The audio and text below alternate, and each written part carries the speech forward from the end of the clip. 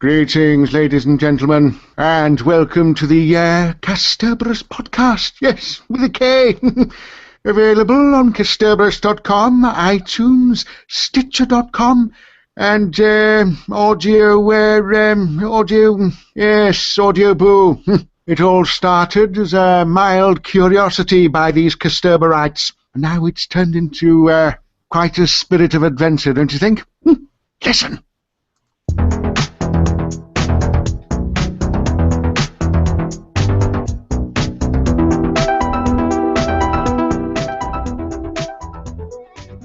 Ladies and gentlemen, my name's Christian Corley. With me for this week's Casterbarus podcast with K is Brian Turnover.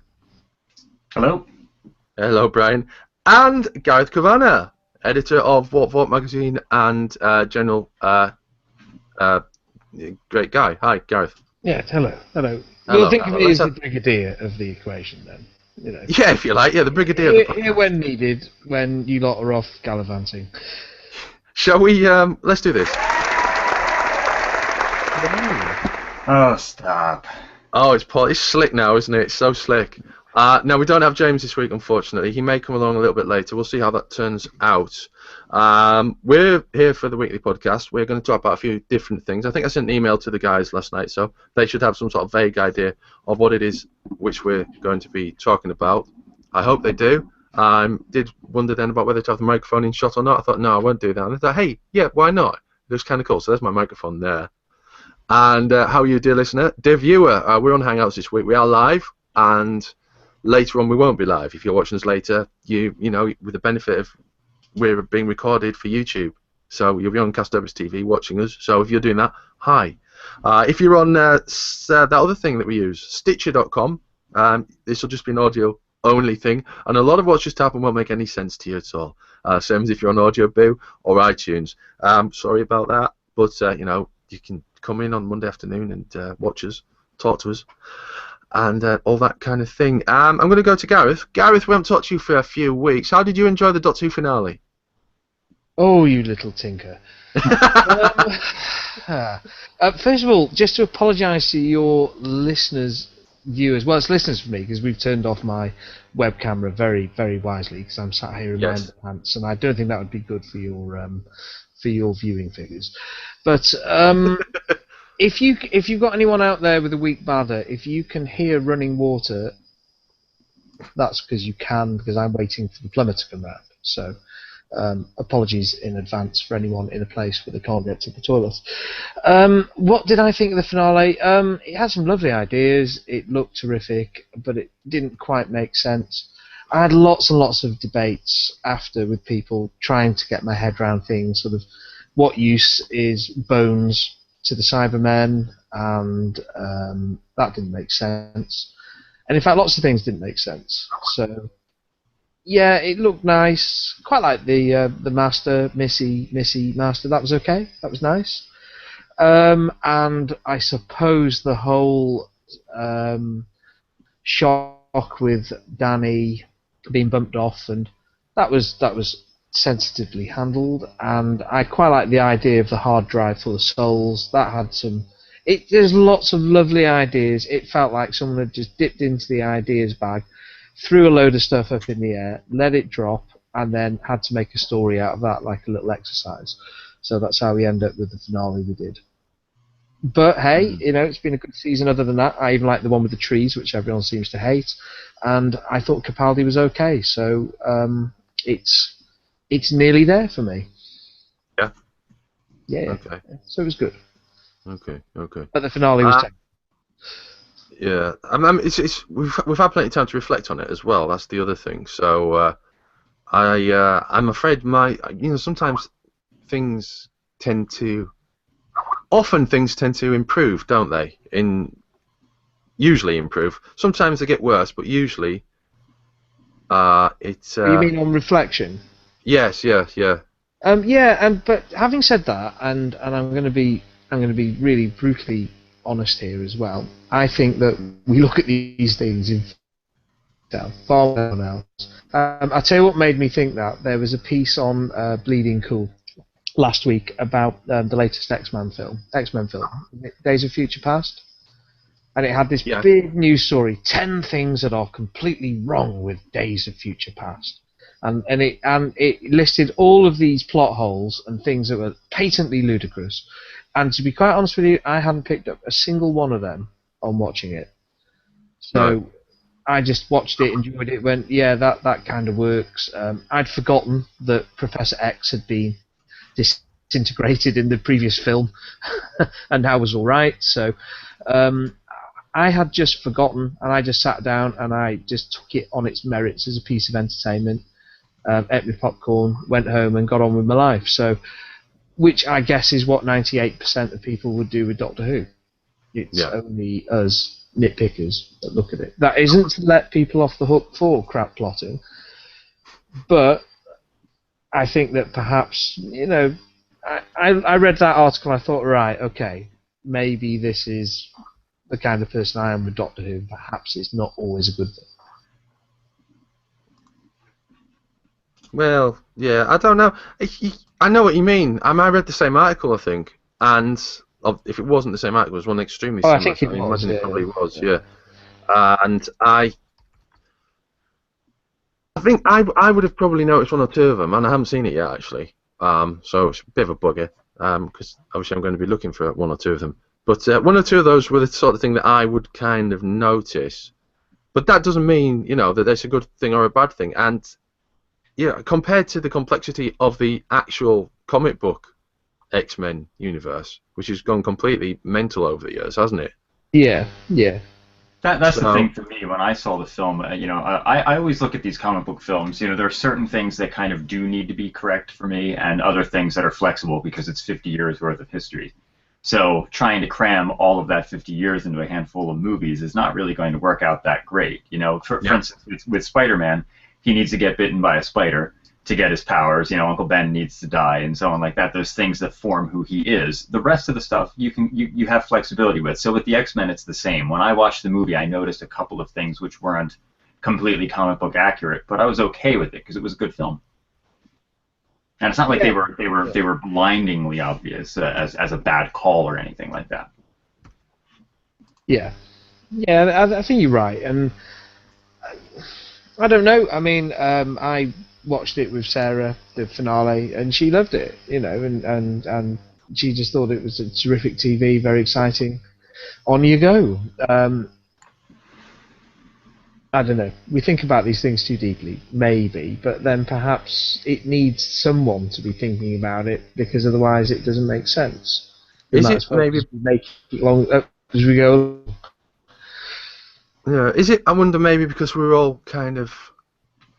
I'm not going to say we're all wannabe showrunners, but we've all got a little showrunner inside of us, and we maybe think, I wouldn't have done that. Why has he done that? Oh yeah, it's like the football, isn't it? It's completely, when you're down to Middlesbrough, you're thinking, what's he doing that? What's he playing that for? What's all this about? Well, not often these days, mate. But yeah, go on.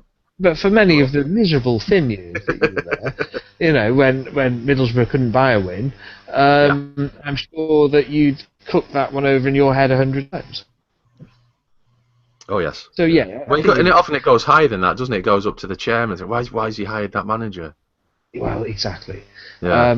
I mean, but we're not fantasy football team people, but I think in I think, would I have it that late? Would I have it earlier? Where would I put it relative to the X Factor? Would I take it on? Would I sidestep it? Does it matter? Yeah. We're exactly the same as the football nerds, except we don't go and trash town centres when they bring back the wrong Cybermen. Okay. All right, we'll move on from there because we do have a few things to get through, and obviously we want to talk to Gareth about whatever it is Gareth's doing at the moment. I want to try something new for the podcast now. It's not entirely new. It's just a good benefit of using the Hangouts, which we are this week again. I just want to click this button here. And you've gone silent.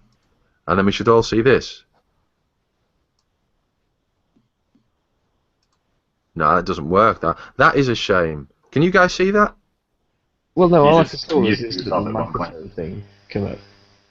Okay, never mind that because we don't really need it actually, and I've used it, but in theory we don't actually need it. All I need to do is I don't know, it's just like a message from Jim there. What all I actually really need to do is just go over here, and you should be able to hear this if I fade it in.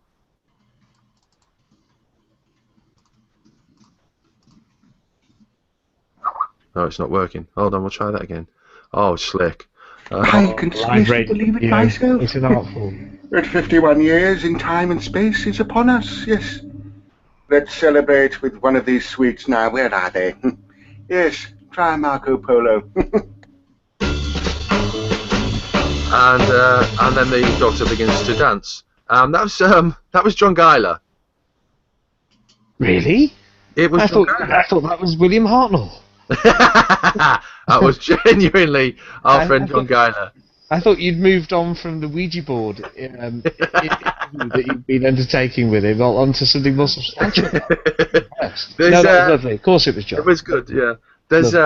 He put that on Facebook yesterday. I said, you might want to put that on YouTube, John. It's really good. So he did. And I wonder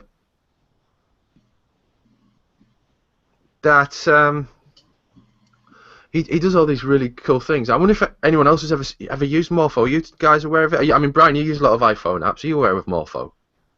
No, I don't use that. Have you heard of it?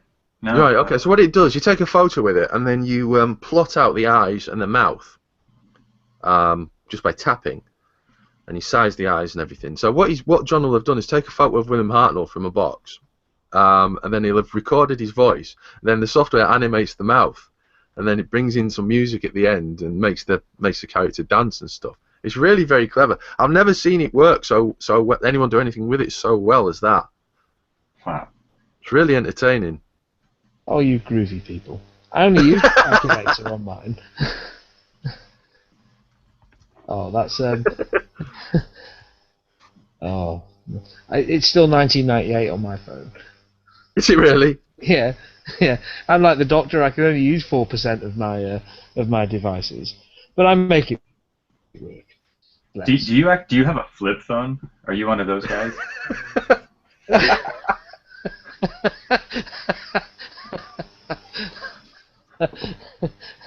No, I did have one of those.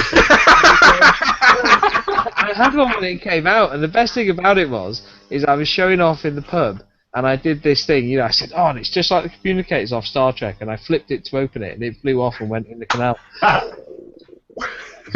Yeah. In the canal? In the canal, yeah, that was amazing. We were on this pub by the canal, yeah. The roller just went zip and sank. And I don't think I was covered for water damage then, as most people don't seem to be. So that was quite embarrassing. So I ended up with a horrendous old Mars Trium for a year while I was locked into my contract. So yes, I did have a flip one. Yeah, that was good. Is that a chocolate bar, Mars Trium? Sounds like a chocolate bar. It's an ancient phone. Look it up. Okay. Indeed. Okay. Well, I would like to say that we're going to have John Guyler on next week, but we're probably not. However, he may be on the week after that. Oh, can I put in a request? What's your request? Can I put in a request? He always does doddery old ancient, cuddly Uncle Hartnell. Can he try doing miserable, spiky, grumpy Hartnell from the first sort of couple of series? Okay. Well, the first couple of stories, which I think's obviously not as much fun as Billy Fluff's, but let's see if we can capture a bit of that early, early spark and. I'll ask him and see what he can do. He'll tell me to shoo you cheeky young man. Okay. Now then, we've had some interesting comments from Jenna Coleman this week. And we've been waiting for her to leave, and waiting for her to leave in a good way, because she's turned Clara around. Clearly, obviously not single-handedly, but what she's done with Clara. How is there a good way of waiting for her to leave? There isn't a good way, is there? No, there isn't. No, there isn't. So not in a good way, in a bad way. We've been kind of preparing ourselves. There are fans who don't like it, but then there's always fans who don't like Companion. So I'm not going to get pinned up on the wall about that. Well, what I am trying to say, though, ladies and gentlemen, is that Jenna Coleman's recently said, actually, well, what is it she's actually recently said? It's kind of, it's not clear, basically. She's left in a little hint that she might actually, despite our expectations, not be perhaps leaving Doctor Who in the Christmas episode. Which, while I bring up the quote, it does lead me to wonder whether maybe she might actually leave mid-season, which hasn't been done since Doctor Who returned in 2005. She says, and I am quoting, this is from an interview that she gave to Digital Spy, and there is a quote here somewhere. I've just lost it. She says that she's addicted to him and the life and the TARDIS, and I don't think there's really a way back for her now that she's had a taste of this life and him. I don't really think she could go back to just having a normal life again. Now, this is a recent interview from, I think it was Monday or Tuesday last week at the launch of the Series 8 DVD. So this is in context with the us knowing everything that happened in Death in Heaven and the finales. What happened to Danny Pink. Yeah. So, what do you think? Do you think that's someone saying that she's staying on a little bit longer, or there's a lot to go through in the Christmas episode? That's what I would read it. I'd read it that, yeah, she's probably back. I'm guessing that after their exciting adventure on the planet Christmas, Father Christmas will leave an extra special present under the tree, which will be some interdimensional gateway to wherever Danny's been backed up on the hard drive, because there's always a backup. And you know, magically he'll appear for Christmas. Everything will be whizzy. They'll enjoy some turkey, and business as usual. Okay. I can't argue with that, to be honest. I think he's right. I do want to ask one thing, though. You said we haven't had a mid-season companion leaving since the new series began. Are we not counting Series 7 since it was a split season? But yes, no, yeah. Oh, well, what? I mean, fans do count Series 7 as one series, don't they? We should. BBC, yeah, I don't think the BBC do, though. Well, do they? Well, it's collected together as Series 7. Yeah, and they don't call it Series 7 and 8. They call it 7A and 7B. So to me, that's just, hey, you know, it's still Series 7. Here's our fancy name. Just split them. And we had Martha rejoin halfway through Series 4. Yeah. We did. Yeah, you're quite right. We did, yeah. And that was quite unexpected at the time. And Mickey joined and left. Mickey, yeah. Yeah, that's true. Yeah, okay. That's true. Yeah. I don't know. Yeah, I mean, so I probably would wrong on read that, that she's back. But, yeah. What, full time or for a few episodes or? I don't know. You know, here's my if she's back, if there is a magic fix that brings Danny back, my hope is that it will be Jenna and Danny on the TARDIS, and they actually go to alien planets, and they don't bring them back to their earthly lives every day. Because think about it, they're going to have to explain how Danny's back alive anyway, so the two of them are probably going to want to escape that reality for a bit. At least my hope is that. I would think that just traveling with the Doctor and getting a series, or at least part of a series, where they're just on the go, like Doctor Who is so good at. You know, to me, it's that great escapism that you just leave your life, you leave this world behind, you go do all these fantastic things, and since it's a time machine, you always think you can come back the day you left, and of course you never do. You know, but I would love to see that. I would love to get away from Earth. Especially since this last series was so Earth heavy, and as we had mentioned a couple times, there were a couple stories that would have been better not placed on Earth. And I would just like to see them actually traveling, because I would like to see Danny be properly on the TARDIS, be a companion, because I really liked his character, and if he's truly going to be a Christmas gift for Clara, I would like to see us get some good use out of him. I don't know. You see, dramatically, I'm not sure that works, because there's an element where you're repeating Rory and Amy, married couple travelling together.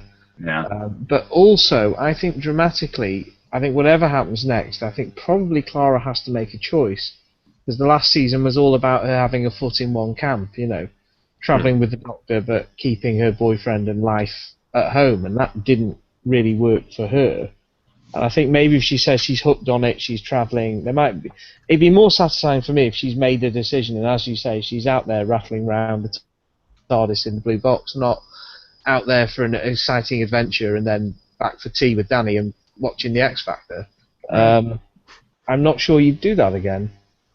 Well, there is also another option, which is that Danny isn't going to be the magic gift under the Christmas tree, and that we will find out that Clara is actually pregnant, and that's how Orson Pink and his timeline can become a reality. And so Clara wouldn't want to travel because she's becoming she's an expecting mother. Wouldn't want to travel in that means. So there are other options, and there's certainly that could lend to her leaving at Christmas as well, or early on in the next series.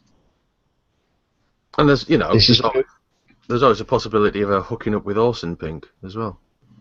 That would be weird. Yes. Yeah. Yeah. Okay. I don't know. I think the companions actually have been difficult since it came back. I think only Rose has really had that cut through in terms of being a big character in her own right and being loved and recognised by the public. I think the others have come close to varying degrees, but have never quite reached that level again. So it's obviously a difficult thing to do, a difficult thing to create and sustain and to keep interesting. Well, I'm glad you said to keep interesting, because I think that's one of the big things they need to do. I think they need to make the companion interesting again, and not to say that they haven't been. I don't want to downplay anybody that's been a companion these past few years, but it's all been the same staple: a modern day Earth human of some kind. So they're not really that different. There isn't anything new to learn about them, despite the fact that they may have different careers and slightly different personalities. So I would like to see, I know they talked about maybe an alien companion and so on, but personally I'd like to see a companion from the past again. Even if they did something, and Moff seems obviously with this past season to be going back to the 60s roots of the show quite a bit, I guess, carrying on the anniversary, but even if they did somebody from the 60s or 70s, somebody that has an understanding of technology, so isn't like completely lost in all of this world that they're getting into, but just someone who has a different understanding, a different outlook on life. And at least if we're going to hit modern day Earth quite a bit, at least they can be bewildered by it a little bit. I'd like to see something new in that realm. I mean, I'm not saying those eras particularly. It could be a future companion, could be even a far past companion. I would just like to see something that hasn't been done in the new series in that respect before. Yeah, I'd agree with that. And we almost did have it too. They almost gave us Clara that way, and he changed his mind midstream and made her modern day again, which I think is a shame. Oh, if she'd stayed the Victorian governess, yeah, that would have been interesting. Well, Captain Jack, actually. Captain Jack's the only mold breaker that I can think of, and then, as you say, they kind of changed their mind on that and give him his own spin-off where he doesn't quite work in that either. But well, the only issue with Jack was it was the same thing they keep doing generally with the second companions outside of Rory, was they gave them to us for such a short span of time. When they gave us Mickey, they did the same thing. They took him away. Even Martha in Series 4 was for a very short trip.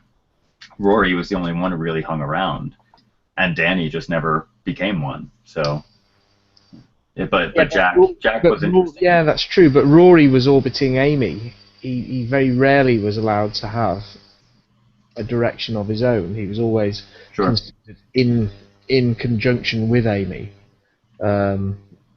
And was there for a lot of the time for the light relief, but very well played. But you're right, that second companion very rare, gets even less room to shine in. Probably Russell did it best with Mickey and Rose. Now I think back, I think the whole sort of jealousy and bullying and exclusion storyline in Series 2. That horrible scene where Mickey's been holding a lever for an hour and they forget to tell him to let go, and they think it's hilarious. I thought was really, really good and very interesting writing. And that sense you get where friendships become more and more mutual to the exclusion of others. I thought it was a very sophisticated take on that. So, yeah, maybe more of that kind of thing. I don't know. It's a tricky one, that. Yeah, I mean, it's interesting how you bring that up, because I remember when I first saw that, just really thinking it was so out of character for the Doctor. But you're right, it really did add a layer to the story and to the characterizations of everybody and how they all interacted. So while it may have been out of character for what I knew of the Doctor, clearly he's evolved himself in the new series. And it's one thing that we can always take into account with the new companions, too, how they'll all interact. And certainly with Capaldi being so, what's the word, so gruff with people, you know, that would really make for, like, how is he going to make a new friend? Would be a very interesting thing to see. You know, he had Clara still there, and he tried to keep her the best he could with his previous companion his previous incarnation helping him out. I do think I would really like to see how Capaldi might make a new friend, because that would be very interesting. Well, I think one thing that we saw with the Matt Smith years on Doctor Who is how people are different, and how the Doctor is different with different companions. Because there's clearly a completely different relationship with Clara than what he had with Amy. So that would probably come into it as well. I think it's exciting. It's always exciting to get a new companion, and if there are things about bringing in new companions that mistakes have been made in the past. So Clara's season 1, for instance, or Martha's family. There's 2 examples of things that we can stay away from. But I mean, I would like a future or historical companion, personally, or alien companion. The Jenny Blue would have been a good companion, I think. Here's a question: if we were to go alien companion, would you want an Adric type where he looked human, she looked human, or would you want an alien that had prosthetics, some kind of alien quality to them that would make it a little awkward when they're wandering around modern day Earth? Good question. That's a very good question. I'm going to let Gareth answer that first. Gareth? Okay, Gareth's busy at the moment. So, I think it depends on. Let's do it. Go for prosthetic. Do it. Yeah. To hell with it. Do it. I'll tell you, when I heard with the Paul McGann Big Finish plays, when they brought in Keres and they described him, I thought, what a great thing, you know. And they did very little of people calling him out. They did it. It was there. So it's maybe not something you need to dwell on, but I did think it was interesting that, you know, people would look at him at first and be a little freaked out or so on. But one of the best stories that they did with him, they ended up in like the 18th century England during a carnival, where people just thought he was a character from a freak show. Right. And it was great. It was a neat idea because it played into somewhere that he could actually seamlessly blend in. Yeah. And I'm sure they could do tons of good stuff with that, with a character that had some sort of prosthetics or something that was different from us. So I'd like to see that myself. Yeah, that'd be good. Good to see that on screen. Definitely.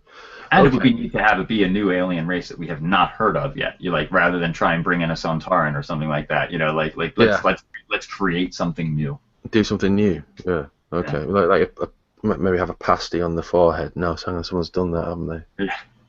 Never mind. Or ridge nose. No, someone's done that as well, haven't they? Yeah. What about really big, floppy, droopy ears? No, they've done that. How about green skin? No. Okay. No. Blue skin? No. Let's face it, Star Trek's kind of cornered the market in aliens with humanoid looks with slight prosthetics, haven't they?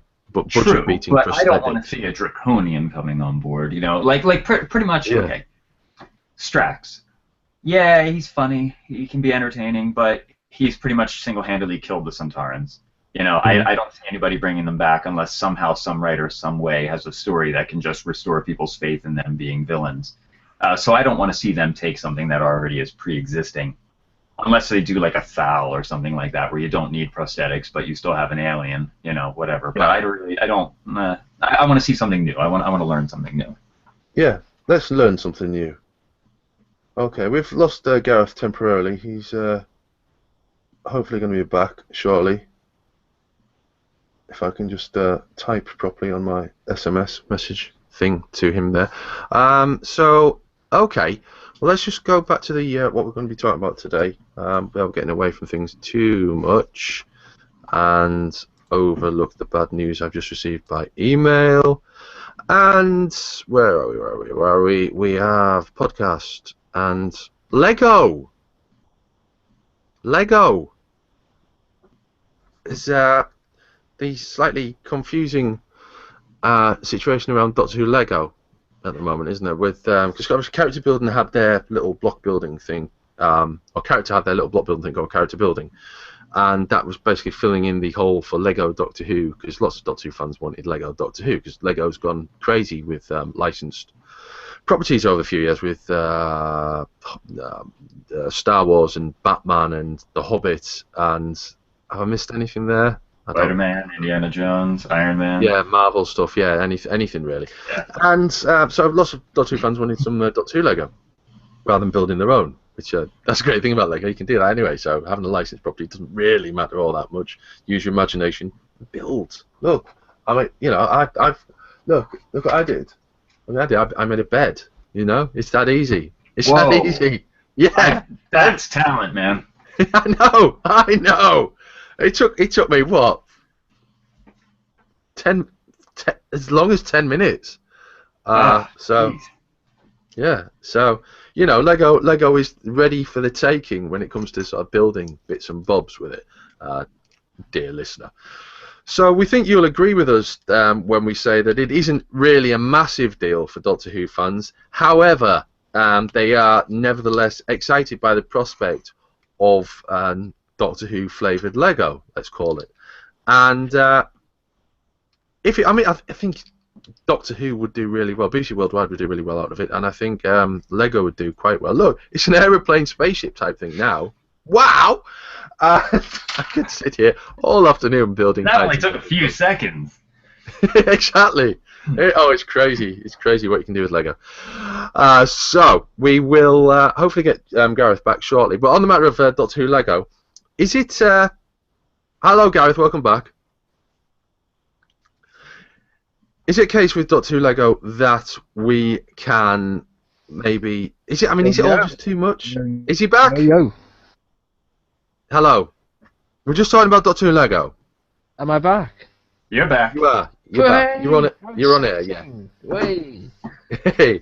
Okay, so we're talking about Doctor Who Lego, and the news that the Lego company had rejected the ideas that have been put forward, but apparently they haven't rejected them out of hand. And although curiously they rejected them in favour of Big Bang Theory, I don't know why anyone would want a big. If there's anything you could make yourself out of Lego, it's a Big Bang Theory living room, isn't it? Yeah, it was just people sat round in their living room, wasn't it? Yeah, exactly. Yeah, let's do a men behaving badly Lego kit. Why? Let's do 1 foot in the grave Lego kit with. I'll do a Faulty Towers Lego kit with Basil falling off the ladder all the time. Now you're in. Sorry, Brian. No, I'm just surprised that Big Bang Theory would warrant that kind of attention for Legos. I mean, what is it about it? Star Wars, Indiana Jones, Marvel, Doctor Who, I get. You see that? You can make spaceships and so on. What does Big Bang Theory have? I mean, I just don't understand it. I don't understand. I honestly, It's got I don't that even chick that used to be in Blossom in it, hasn't it? That's about it. Yeah. Yeah. I say, I've upset. What's that, James? Coronation Street. Now you're talking. Now you're talking. Coronation Street Lego. That's Gareth. That one. Yeah. That's Gareth. That's me. Hello. That's Gareth. Yes, It's not Am I James. there? James isn't here. Yeah, I corrected myself. What were you saying, Gareth? Yeah. Well, I want Coronation Street Lego. This would be nice. But do you want Do you want like 21st century Coronation Street Lego, or do you want like 1975 Coronation Street Lego? Do I have to answer that? I know the answer. The answer's obvious, isn't it? Yes. I'd have that little street, little pub. I could have little interiors of the Rovers. Yeah. Oh. Or you could go back further. starts You here. could go back further. Have it like a 1960 Coronation Street Lego, right? But it's in two parts. You get one part of the street with one box, and the other part of the street with the other box. Yeah. I'm there. Have they done Jack the Ripper Lego and stuff like that? Like what?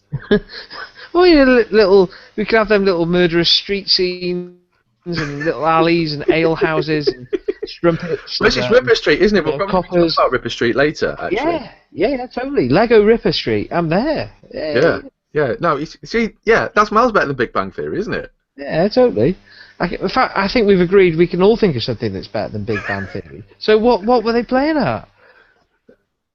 Who knows? But I mean, some really inventive Doctor Who themed sets by fan designers have been created. So hopefully, at some point, the Lego hierarchy, the powers that be at Lego, with their various shares in oil companies. I'm joking. I don't know. Honestly, that's just satire. They will hopefully, not after that. They will hopefully decide in favour of Doctor Who Lego. Oh dear. Do you know what I should have done when I did that as well? When I had that little line about them having their shares. Yeah. Hey. But I didn't. I didn't, did I? Because we've got all these tools, and we're playing. The biggest tool of the lot is playing with them a lot. Matt Smith. Yeah, Matt Smith has a new movie role. Did you see that? Is this the Terminator? No, it's not the Terminator. He's in Terminator. Genesis, obviously, as you probably know, dear viewer / listener, and we do have a viewer apparently, unless that was Gareth waiting to get back in. Yeah, this is what happens when you generate your movie titles on predictive text, isn't it? Yes. He's been cast in another film. I mean, this guy's. I mean, considering that, it was David Tennant who was set to be, the Doctor who does really well in Hollywood. It's kind of like he's the Doctor who doesn't do really well in Hollywood, but the guy before him and the guy after him are the guys who do really well in Hollywood. Oh well. What is the film? Tantalise me. Tantalise you. Well, I've already tantalised you. It's called Patient Zero. Not Prisoner Zero, Patient Zero, in which he'll be appearing alongside Game of Thrones Natalie Dormer in the fight against a global pandemic in a post-apocalyptic world where a super strain of rabies has turned most of humanity into infected, a new violent species, which between you and me sound a bit like zombies.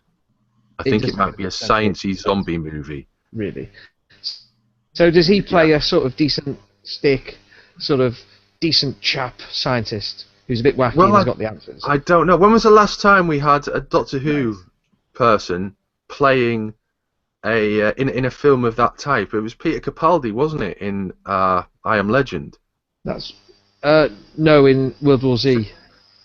Oh, was that what it was? Yeah, World War Z. Yes, beg your pardon. Yeah, in which he played a doctor for the World Health Organization. So maybe they're continuing this joke. So maybe that's all he is. Maybe he's just in there for a few moments as a doctor from the World Health Organization. Who knows? We don't know that much about it at the moment, other than what I've just told you. So it sounds interesting. Speaking of rabies, Matt Smith's in it, so that element of it's interesting. Speaking of rabies, and this is a Doctor Who link. Speaking of rabies, as you do, I was watching a compilation of the best scenes from Phoenix Nights. Oh yes. Yeah, the Keith Lard one. You have to refresh my memory. Remember the fire protection officer who comes in and he gives a talk on fire safety and fire protection, and then he draws a diagram of the club and the exits all make the diagram look like a dog. And this guy has been. There's a suggestion this guy's been interfering with dogs. Oh, yeah. And like many characters in Phoenix Nights and other things by Peter Kay, he's played by Peter Kay, which is my Doctor Who link for that. And there's a joke about rabies in there as well. I'll tell you what I was watching this week, because I popped down. I spent a bit of time with Des Skin. Oh, you name dropper you. Lovely old Des. We stopped down at Des Towers for a couple of nights, and we had a late night YouTube session. And he reminded me of the genius of Big Train. Oh, right. Oh, and there was a sketch in there, I urge you to look it up, which was brilliant, which was like the Hitchcock spoof based on the Birds, but it was all about the working class. Right. Oh, watch it. Remember that one now. Okay. It's basically it's instead of the Birds, it's like a load of sort of working class Cockneys all sort of gibbering to each other, going, "All right, love. All right, love. Disgrace. All right, love." And every time they look out the window, there's more and more of them on this playground. So in the end, there's like this big flock of Cockneys, and they've got to make their way through them. It's utter genius. Now, for the uninitiated and Brian, what's the Doctor Who link there for Big Train? Oh, now you've got me, Tinker. What is the big link? I'm trying to think of his Simon Pegg in Big Train? Oh, Pegg's in it, yeah, Pegg's in it. Yeah, he's one of the Cockneys, actually. Yeah, and I think Kevin Eldon was in it as well, and Kevin Eldon, yes. Has he done an audio? He's done one of the audios. Was he in Ministry? He must have done some of the audios, yeah. I think he was in Death Comes to Time. Yeah, he's definitely... You know, it's probably full of people. Yeah. Frighteningly, it's ages ago now. Must be. Was Jessica Hines in it as well? Was she in it? Yeah, she's in it. Yeah. Yeah. Okay. So there you've got Jessica Stevenson Hines there as well. Okay. Oh, good one. Yeah, we'll put that in the show notes. I think it's worth having some Big Train in the show notes for our listener/reader. Okay, and let us continue through our random talking about stuff that's happened lately. There's one more thing we're going to talk about, then we're going to move on to what Gareth's been doing of late. And this is the assertion. When I say assertion, this is Stephen Moffat basically saying we don't have to have the Daleks every year. Yeah. At one of these recent press events for the DVD launch, or the other stuff that he's been doing with talking about Sherlock and just being a writer and showrunner at large, is this there's no contractual obligation for the Daleks to appear annually, and is this a case of the Moff lies, or do we think this is a genuine thing, and that it's purely down to the BBC just wanting to have the Daleks in Doctor Who every year? I've heard rumours of this being a contractual thing over the years, but I've never seen anything substantial to prove it. And I would be surprised if it was a contractual thing, but then I guess on the other side, the Daleks are still your big dog. They're still a big part of the appeal. There's always interesting things, in theory, you can do with Daleks. I don't see why not. I'd be surprised. I think you could quite perfectly have a season without the Daleks, and we more or less have had it this year. But then I suppose maybe... Well, I know they went through they had to jump through a lot of hoops to get the Daleks back. I mean, that's all very well documented in the first place. Dalek went through numerous drafts where it didn't have them in it. So maybe there's still that lingering sense that having worked so hard to get them in it, and maybe it does pay off for them in ratings. I don't know. Maybe it pays off in profile. I don't know. Maybe there's just a sense that we've worked so darned hard for it, we're having them. It could be that. Yeah, and then obviously they get their merchandise boost, don't they, for it? I'm sure it manages to sell lots of little things. Although I don't know. I mean, how big are the Daleks now? I don't really know. I mean, 3.5 inches. Not having kids, I don't know whether how much you're willing to pay. Big draw that they wear. Yeah. Well, the Moffat says you certainly don't wheel the Daleks out because you've got a contractual obligation to provide Daleks. Well, I think you do actually wheel the Daleks out if you've got a contractual obligation, but I'll carry on. For a child, a year between Dalek stories is an eternity. I remember as a kid saying, why haven't they done the Daleks for ages? It's been 4 or 5 weeks. Moffat then laughed maniacally. No, sorry, that's just our addition to that. Do you know what they should do, right? It's very simply done, okay? You have the Daleks in the first episode of Series 9 and the last episode of Series 10. Then they're in both series, and it feels like it's been a long time between them.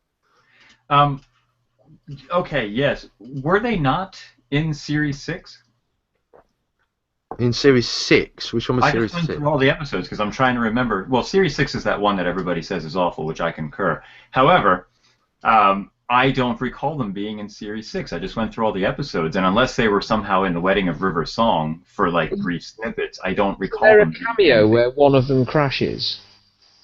Where he pulls a crashed one out of the rubble?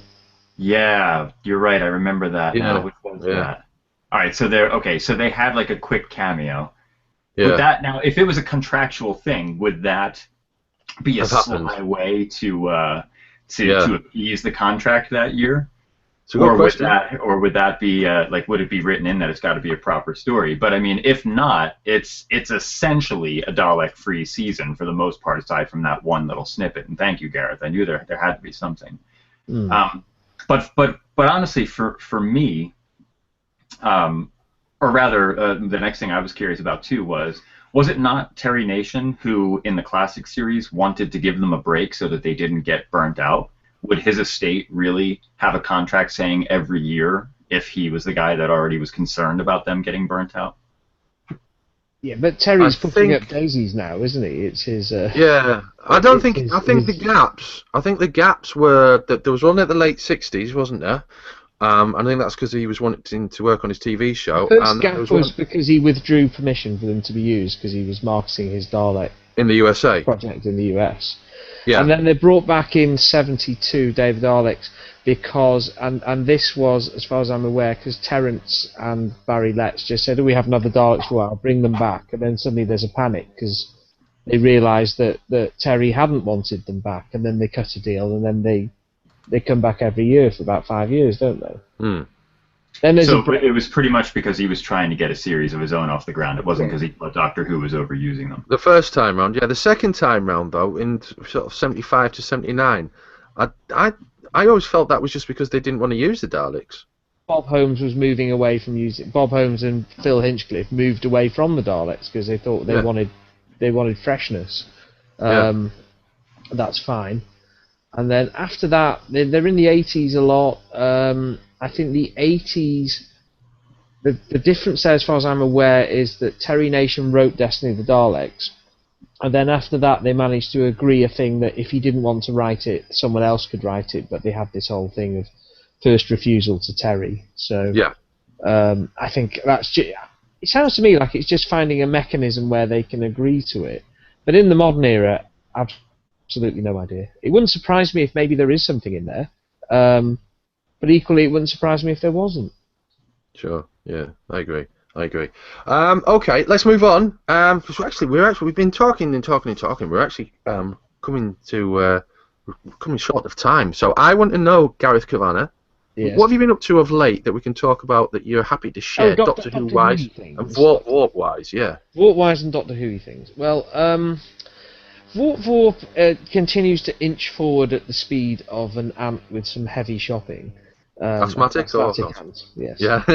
So it is still happening. What I can say is that I'm still in touch with. We've got 2 very large and prestigious comic strips to deliver for a piece, and they're taking a lot of time to pull together. The first is a sequel to the Iron Legion, which Lance Parkin has written, and that's a 24-page strip, gorgeous strip. It's all set 30 years after the Iron Legion. The Doctor returns, and the Iron Legion is being reassembled. So Ironicus is back, and Vesuvius is back, but he's gone bonkers. So it's got this sort of real I Claudius end of Empire feels, lovely, very epic, but obviously taking an age to pull together. Dan McDade's doing the art and the inking on that, and the other one, which is taking a good amount of time to come together, it will be lovely, is Lee Sullivan has been working on the very last Dalek strip, which was not completed by Ron Turner. So this was an 8-part strip which had been scripted and was going to be in Doctor Who magazine in the mid-90s, and Ron passed away before he could finish it. So we've got the first 2 pages that Ron did. We've got the script, and we've got the blessing of Ron's agents and all of that.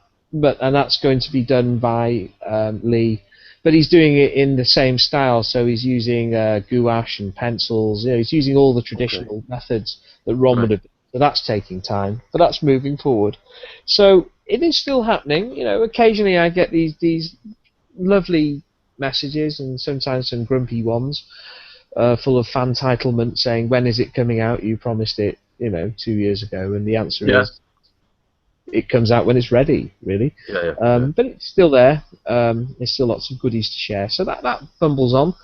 And I've been looking at some theatre projects with a strong Doctor Who spin. One's very exciting, which I can't talk about yet, but the minute I can, I'll be on here, which is hopefully something that will let us explore some of the behind-the-scenes stories of the 70s, which will be terrific. And that's really exciting.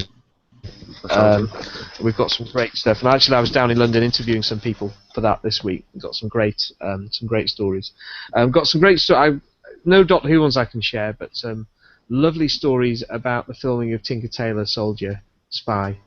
There's someone who worked on that, and it just sounds an amazing place to work, an amazing time to work. And I said, you mean the TV series, not the movie? Yeah, the TV series. No, yeah.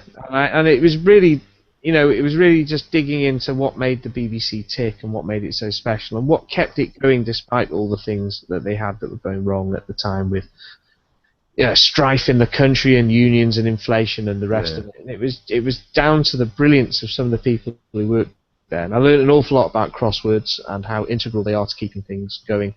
So I did that. I popped into the timey-wimey convention that Louise Jameson put on at the weekend in Brighton. So flying visit there. Right. That was great. Tom Baker did 90 minutes apparently. Really? Yeah, a fabulous performance by all accounts. So I had a little catch up with Sophie Aldred and John Leeson, Wendy Padbury, who lives in France now. Wendy Padbury does. I didn't know that. Right. She's Madame Padbury now. She said that she's doing all right with the French, but her neighbours have got very strong accents, so it's a bit hard. But she's going with it. I would live in France. Have you seen the property prices in France? Oh, can you get a chateau for the price of a shed? Pretty much so, yeah. Some beautiful properties that you can get, like rural properties. The sort of stuff you'd be paying £500,000 for over here. She said it was dead night, and everyone was very nice to her. And I don't think anyone knows her over there, so she's just a normal person. So she just gets to relax. And spent a couple of days with Des Skin, which is always good and full of witty conversation and great anecdotes. I was told a brilliant anecdote about Biddy Baxter and the Blue Peter tortoise, which I must share with you when we're off the air. We're off air. Okay. So that's me really. Okay. Yeah, life is pleasant. Good. Any events of a Doctor Who convention variety in the planning, offing? In the offing, yeah, there's all sorts of things we've put. I've been chatting to the BFI about doing some potential screenings and bits and bobs, which we might do out here. We've got some nice detailed proposals in. Be mostly for things that won't interest your dear readers. Lovely things like Coronation Street and other things like that. I don't know if there'd be a sci-fi spin. It's interesting because next year's 60 years of ITV. Yes. Which I didn't realise at the time. So I think there's a celebratory sort of will in the air to do some stuff. And that was lovely. And Out of the Unknown is out on DVD this week. Right. Which is brilliant black and white BBC anthology series, which is very much stablemate to BBC. You'll see a lot of the same characters and writers and talent. It's pretty interchangeable. Very, very good stuff. And that's out this week. That was everywhere in London. So that was... Okay. So there's lots and lots of little treats to enjoy. Okay, cool. Right, we'll get on to recommendations, as Brian needs to go shortly. And so... Have you got to go to work, Brian? I'm sorry? Brian, have you got to go to work? Oh yeah. This is my late day, so it's good for our podcasts, but always means I got to end these things a tad early, which is sad. Sure. What's the weather like over there then? Because you're in the morning there. Is it nice? Yeah, no, it's well, you know what? Today's going to be 60, so it's going to be nicer today. But lately, it's been in the 30s or the 20s. It's been freezing and raining. That sounds dead pleasant. Here in Manchester, no one comes to Manchester for the weather, and the birds cough of a morning, so it's it sounds all right where you are. Really? Wow. So it's worse there then? Yeah. This is grim and grey. This is I'd like to say this is how we like it, but I'd be lying. It's just how it is, to be honest. So recommendations. I need to get a recommendation from each of us. I'm going to start with Brian. I have my recommendation is Dark Eyes 3 from Big Finish. I was able to preview that recently, and nice. It's really good. It's very well constructed. It's a little less all over the place, and I don't want to say that as a bad thing to the other two stories, because the other two stories did a really great job of encompassing a lot of different areas and stories. But this one kind of has a bit more of a focus on the Doctor and the Master, and and, you know, the Eminence, I guess I should say, and it's really well done. I think if I, you know, had one complaint about it again, or one minor niggle about it, it would still be Alex McQueen. I believe that's his name, Alex McQueen, as the Master. I'm not digging him as the Master, but he does an okay job. It's a good story. They get some beautiful moments. As a matter of fact, there's a moment where the two of them are basically locked up together, and they're just, you know, it's almost like watching Pertwee and Delgado have a scene together again. The way that they just have a conversation like old friends, but with like a hint of disdain in there. It's really well done. Due to but due to recording schedules, Molly has a lesser role in this season, but it's actually very well handled, I thought. You know, all 4 episodes just seemed to breeze by. They were such a joy to listen to. So I would definitely recommend Dark Eyes 3 for sure. Okay, great. Gareth, your recommendation, please, sir. Oh, okay. Well, obviously, Out of the Unknown from the BFI. Lovely anthology series, out on DVD, beautifully restored. A ridiculous host of extras and commentaries that are all pulled together by our good pal, I'm struggling for his name, Toby Haydock. Yeah, Toby's done a great job pulling that together. It is a series that we should never have seen on DVD because it should be nigh on unclearable, because there's stuff there from Asimov and all these big writers, which it basically, I think that this will be the only time it's issued. I can't see it being reissued. Grab it while you can, or pay hundreds of pounds on Amazon in the future. It's great.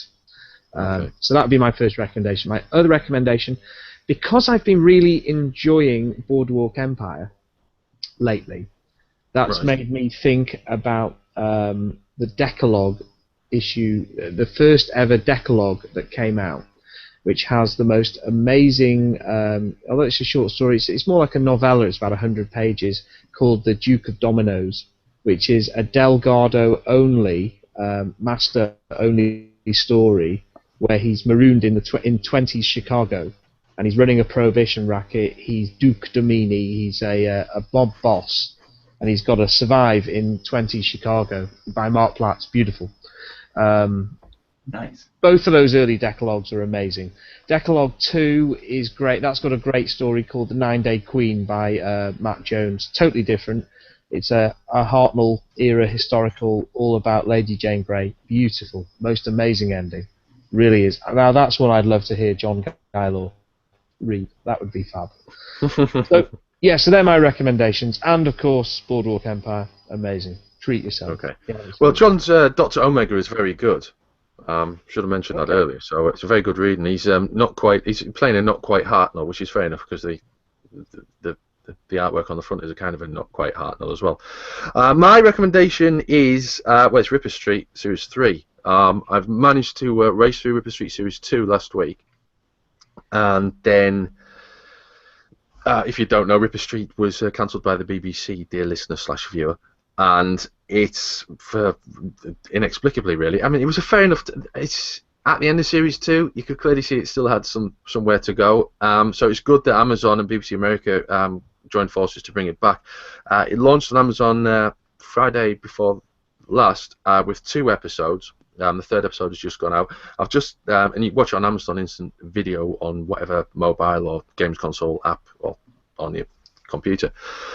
The first episode's really good. It doesn't focus too much on the crime, but more on the actual people, because they've all been reunited, and it's 4 years after the end of the 2nd series. So that's adds for some very good character development. Now, Matthew McFadden's really good in it, and Adam Rothenberg's really good in it. But Jerome Flynn is absolutely fantastic. I can't tell you how much I enjoy watching Jerome Flynn. Who's the bloke with the beard and the flat nose that looks like he's been smashed in the face with a spade? Yes. Used to be in Soldier many years ago and had #1 hit singles with Robson Green. That's Jerome Flynn, yeah. What, with the nose that looks like he's been smashed in the face with a spade? Yes. Never. Yeah. No. I don't think we're thinking of the same one. No. Yeah, we are. No. Yes, we are. Never got top of the pops with that nose. and it's not prosthetic. No, it really is Jerome Flynn of Simon Cowell Records fame, up on the roof, and I had no idea about that. I won't believe it till you post it up in your notes.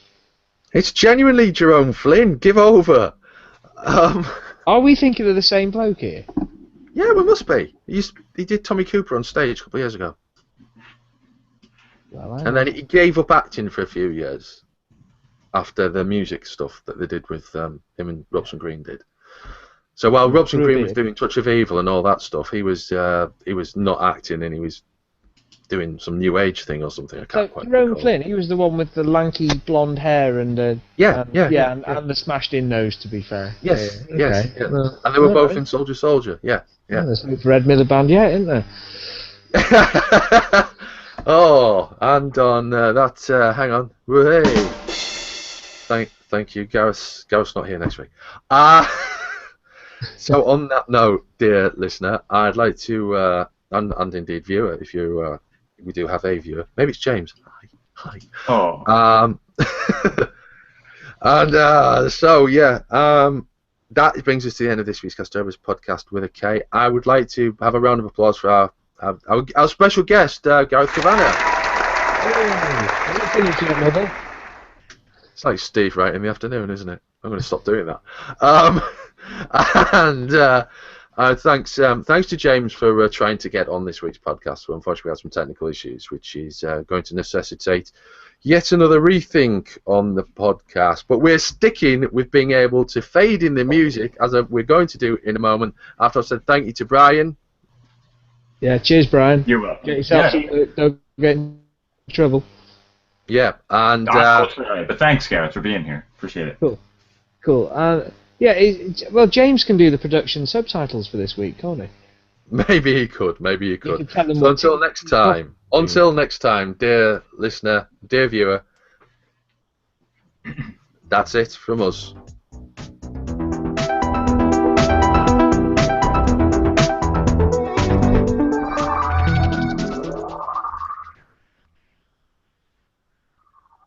That was me.